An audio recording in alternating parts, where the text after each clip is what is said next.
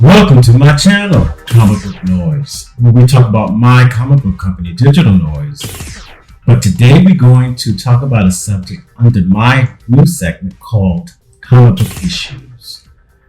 And the subject is Social Justice Warriors, SJW for short. I want to tell you about my spin and my idea on the social justice warrior take in comics. When I created my comic book, Delete, in 2006, I guess you would basically call me a social justice warrior because Delete was the first, or one of the few African American women that came out with her own title. That was posed as a regular series during that time, and it was when I created this book, it just sort of kind of was a hoopla, a little buzz in the industry, and I got a lot of media on it, and a lot of promotion. And when the book first came out, it was one of the few books that was an independent like mine that sold out in history of Diamond, which Diamond told me that because my book sold out, I think, in a day or a week or something like that. And the representative for me at Diamond told me it was like kind of unprecedented at that time for an independent like myself that my book would sell out that fast. Issue number 1. That was a really big achievement for someone like me to start off with their own book and not a big name in the industry, and just relied on my talent and skills and my idea to tell stories. So I guess you would call me a movement of a social justice warrior within the comic book industry. Along with that, I came out with the first HIV/AIDS superhero group, which was called the Positive Omen. Came out with that book in 8 or 7, one of the two. I'm not sure. I got to look back and refer to it. But the Positive Omen was actually introduced in issue 2 of Delete, and then they spun off into their own issue, and so on. And what a social justice warrior is someone that progresses issues and politics within their industry or their company or their art or whatever. So you have a political message to speak through your comic book. But the ideas of my comic book just came from the expression of myself and what I believe and how I saw things. It was no trying to win over somebody's political ideals or anything like that, but this is just my art expression through my comic book. So my thing with social justice warriors is I believe in that. I believe in that ideal. I believe that to push something forward, you have to be progressive. That's in art. That's in anything. So if there's nothing new, nothing grows. So that's my idea of a social justice warrior mentality. But a lot of people want to keep the same status quo, which we talked about. I guess that's why the opposing side of social justice warrior is Comicsgate. And I told you my experience with Comicsgate. But now I can tell you where I can tell you where social justice warrior ideals became a negative spin in the comic book industry. I think it started off with Marvel when they tried to be progressive with their comic book titles. And so during this time, I was basically not even looking at Marvel or DC or looking at the industry. So me coming back into the industry with my own books and coming out with the reprisals of my own comic book titles and publishing company I've learned about Comicsgate, and now and also at the same time I learned about the social justice warrior tag that people have put in the industry on people. And from my understanding, that Marvel wanted to do an overhaul change in their comic books to be more inclusive and diverse. And from a lot of fans, they did not like it for some reason or another. I don't think they. I think what people really care about are stories and how to, if the story's good or if the character's good, or you know, the whole idea. It's not what the story is about; it's how well you write the story. And it can be under any subject, and it can be a masterpiece. What I think Marvel was doing was being progressive, but not really putting the art and the dedication within the stories. They just did, I think some people felt, they were just putting out things to just make different. Like they would change Spider-Man and have Dr. Ock take over Spider-Man's body, so Dr. Ock is Spider-Man. So a lot of fans didn't like that idea.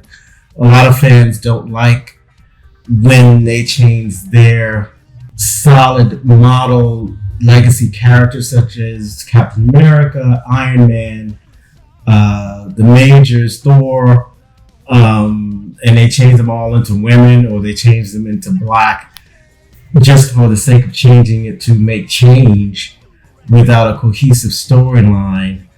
I think the fans were repelled by those stories and those characters. And it's all about the quality of the writing too. But I think that would be fine if you had the right type of writers to write those type of stories. If it's a good writer that can really put a good spin on that idea. And I think if it doesn't feel pushed and you just create stories of those ideals, I think no one has a problem with that. But I think, just for example, the New Warriors that came out. I know Fabian Nicieza created the New Warriors. They were a big hit. I thought they were really cool. I actually worked on a couple of issues of the book. They were really cool. They were really awesome. Fabian Nicieza is a great writer, so that was a good storyline and a good title. But I think now with the New Warriors, I don't know, with the new writer, it was a fail because they tried to be different just to be different, I felt, because they created, now today with the millennials, they have different types in the LGBTQ community. It's not just gay or straight or lesbian. Now it's fluid. Now it's cisgendered. Now it's, non-binary. Now it's asexual. Now it's transsexual. Now it's so many different types of labels you put on people. And now with the New Warriors, they're trying to incorporate that and make two characters, one called Snowflake and the other one's called Safe Space.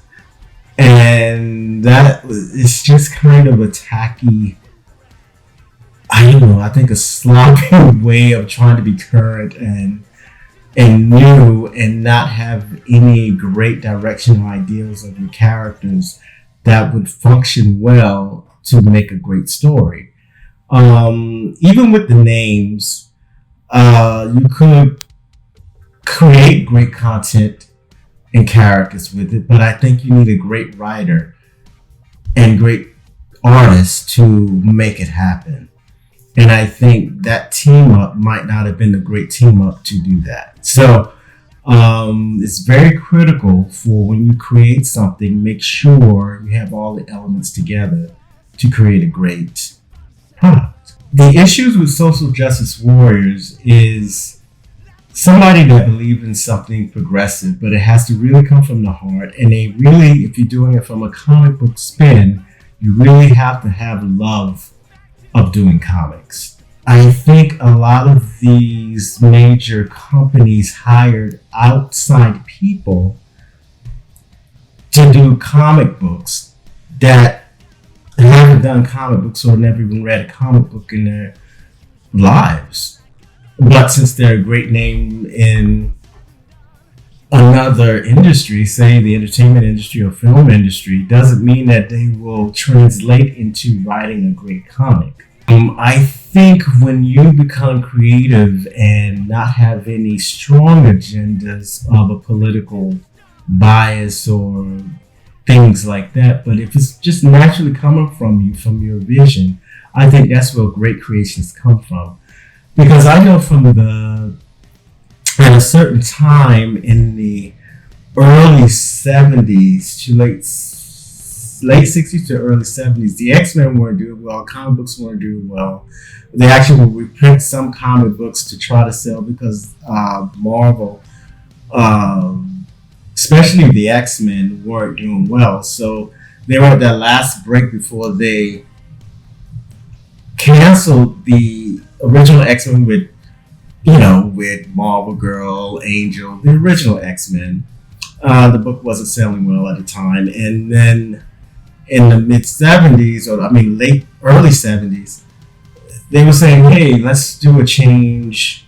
Since this is our last break, so we'll probably cancel the title anyway. Let's just be creative. And, in the 70s, it was like that whole hippy dippy thing. So, probably a lot of induced ideas and everything came from this. And so what they did with the X-Men, say, hey, since the X-Men are, outcast and there's racist, there's prejudice with it against the X-Men because they're different and all. So let's go all the way with it and let's create a new X-Men.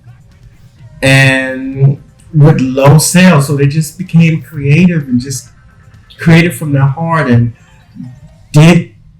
looked at creating the story as an art, not looking to sell the book, not looking at it to be a marketing tool. It was just from their own creation. They just started creating, and they created something fantastic with the new X-Men, which involves Wolverine was created. Thunderbird, Storm, Banshee, and just a whole cast of surrounding characters and the writing and the everything. It's where Dave Crockham and Lin Wynn and John Byrne and Chris Carmine came into place, and that's what put X-Men on the map because they created from the heart. It was a social justice warrior move, but I guess today it would be considered a justice warrior book. But it came from the heart. It came from wanting to make a masterpiece. It came from just free spirit ideas and just putting it together and just telling great stories and making a great product and not having any marketing agendas for it. And so this is how the X-Men became a great book that everyone knows and loves today. The X-Men at that time, of recent, was just as iconic as almost Superman. So, in America, or maybe even the world knows about the X-Men right now. And they started from that point to be on the map, from just creating great content and coming from the heart and just having great ideas and just no holds barred. They had nothing to lose, and that's when they created great content. And just imagine the book was going to be canceled. So there's nothing wrong with being a social justice warrior. Like I said again, that's how the X-Men became one of the greatest comic books ever. Titles. But here's where social justice warrior mentality goes wrong in comics. If you're trying to really push an agenda for a marketing tool. You're trying to market to a certain people, so you create a certain character without any feeling, any soul, any heart, not really identifying with the character, but just creating the character to just capture a certain audience of that demographic. Say like a gay character, you just create a great gay character and say, hey, here we go, LGBT. So a lot of LGBTQ people are going to buy this book because of the characters in it. That's not how it's going to work. How it's going to work is if it's a living, breathing character that happens to be gay, and you put your heart and soul into the character and the thought of the character, then I think that's when you'll attract an audience slowly but surely and beautifully. That's how it happens. I think you should not have an agenda in making your creations of a marketing tool. I never create from that standpoint. I create from the heart. Create a comic book just to be a superhero comic book. That's just me. Maybe I consider me a Justice Warrior dude, but I can't just create a comic book character and just let it be that. It has to have some type of foundation to what I'm doing to create a comic book. Like,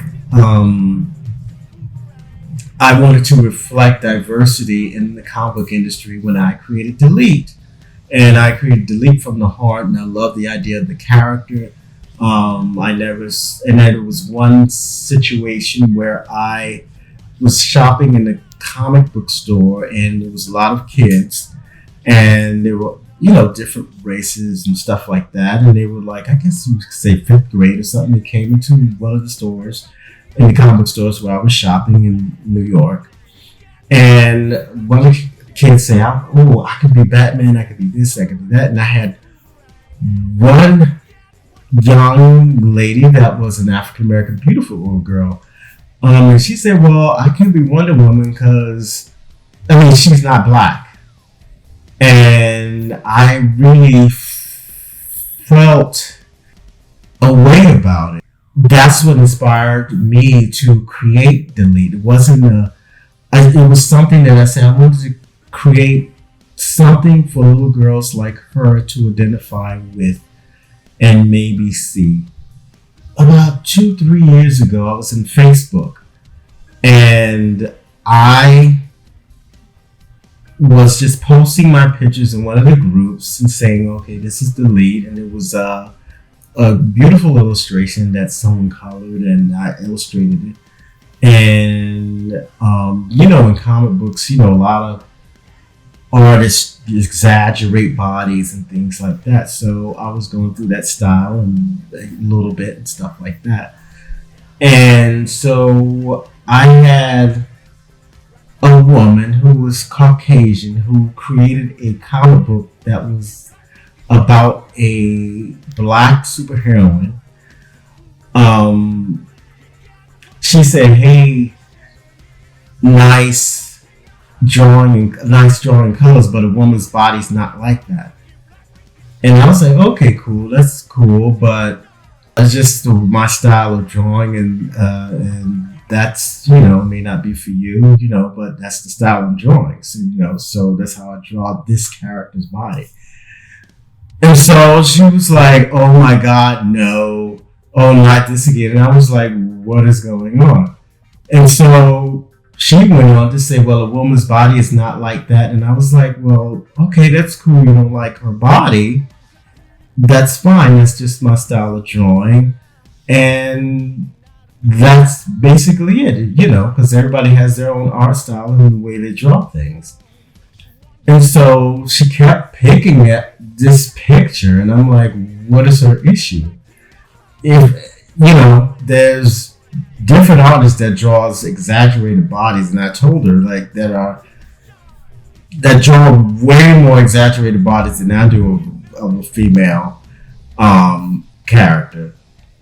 And I draw sexy characters, whether it be male or female. So it wasn't a sexist thing, because I draw just same bodies for men being sexual as it have sex, exaggerated bodies and built and stuff like that, just as I do women. But I guess you would call her a feminist or whatever. And she kept harping on my drawing. And I said, well, hey, why don't you look to Choi for that stuff? Why don't you pick at Joe Madureira or somebody that draws exaggerated bodies way more than I do? She said, no, we're not talking about them. We're talking about you. And I'm like, what is your issue? And then everybody started getting on me about my. I said, well, hey, if it's not your style of drawing, it's cool. It's not. It's for fans that like my drawing. It's maybe not for you how I draw this particular female, but I have an audience that likes the way I draw this particular female. And so I say, if it's not for you, not everything's for everybody. And everybody was saying, well, maybe they could sell more and this and this and that. And I just said, you know, I had no other person complain about my artwork. I've been on PR, I've been on basically television, and also I've been on radio stations, and I've been in the newspapers about my characters. Elite. No one has a problem with the way I draw my character, and all of a sudden I'm being attacked by this woman. And not to be racist, but she was a Caucasian woman that drew a black, that created a black character that was female of her own. And I felt I had no black female complain about the way I draw my characters. And I just kind of felt offended. It was like a Karen moment. That's what it felt like. It felt like a Karen moment. Before Karen and all these other names were invented. This was like I guess you could say this happened in 2016, I guess, when all of this Comicsgate and social justice warrior was happening, and I didn't know what was going on. And it was very weird. It was very weird. And it was just a very weird time. And then other black guys on the thing were like saying, you know, you should not do this. It was black guys defending her about her critiquing my comic book character. So it was just, and not it has to do with any color, but it just found it very ironic that I'm being ostracized for me just putting up my work and doing my thing. I'm not bothering. Again, this is just like the Comicsgate situation. I'm not bothering anybody. I'm doing my thing. I'm just posting my artwork, and this Caucasian woman is attacking me, but in the social justice, not in a racist way, but in a social justice warrior feminist way. And I'm like, hey, this is just like my style. This is my character. This is not for everybody. It's cool. It just had to be 1-2 conversation. It didn't have to be this long, drawn out situation. And this is what I got a taste of when social justice warriors go far and too beyond and infringes on other people's freedoms and rights. And so if I want to express myself that way, I have every right to express myself that way if I'm not hurting anybody else or hampering or damaging anybody else's life or lifestyle or whatever. It's just art, and this is how I express myself. So within the comic book industry, when I'm seeing when it goes wrong, when people complain about certain things that they don't like within the industry, they're called racist, they're called sexist, they're called so many other things because a comic book doesn't sell well, or it doesn't do well, or or a lot of people don't take to the characters and all that stuff. Maybe it's not because they're racist or sexist or bigots or anything like that. Maybe because they don't like the story you're telling and how the way you're telling it. Maybe they don't like the artist. Maybe they don't like, you know what I mean? A lot of people can't finger things that they don't like. I don't think,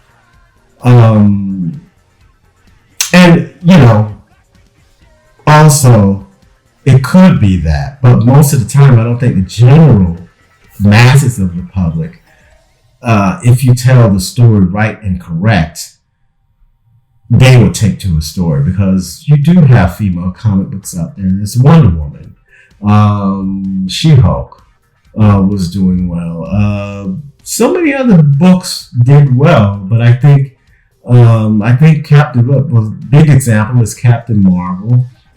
They don't like the way the character's drawn. They feel like she's too hard and stern or whatever. I don't know anybody that's a big fan of the new Captain Marvel. And maybe it's the way they write her. Maybe it's the way they portray her. She was Miss Marvel. I thought Miss Marvel was always a cool character. I think also, too, when people become social justice warriors, I think in comic books, I think they think you have to make everybody almost asexual. Like, women can't look like women, men can't look like, well, I guess men can look like men, but almost the women are drawn like men. Like, you can't have curves or... But originally, people have to understand that comic books originally were made by and created by men and for a male audience. And for a female to do well in the old days is men like to see women look like women, or have curves, or have shapes and things like that.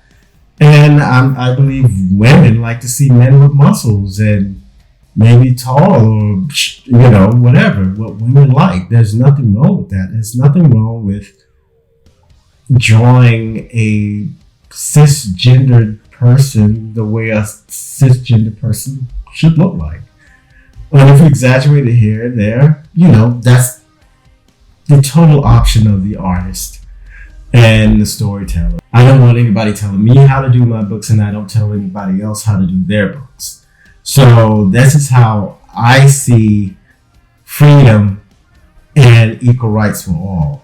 Just because you have an issue with that comic book or the way they draw that figure or whatever, that has nothing to do with you. You go in your own lane and you look and target your own like. So this is where social justice warriors become on the dark side of things, because now you're infringing on other people's rights to express the way they want to express themselves through their own medium and through their own comic. Comics Brigade is over here, social justice warrior over here, and within the Comics Brigade, they're fighting amongst each other for whatever. Over here, you have a social justice warrior comics. They're a mess over here. I think the whole thing is just create content and stories that are great and coming from the heart, and it's a fleshed out character that has meaning, that happens to have power and happens to be whatever agenda you want to be. So, but the first thing is the soul of the story and where it's coming from. That I know will sell a story, because that what happened to the X-Men. Have the right people and the right team to tell the right stories, and with no marketing agenda, and just move forward. If you like what you're hearing, like, subscribe, share, be healthy, be careful out there, and take care.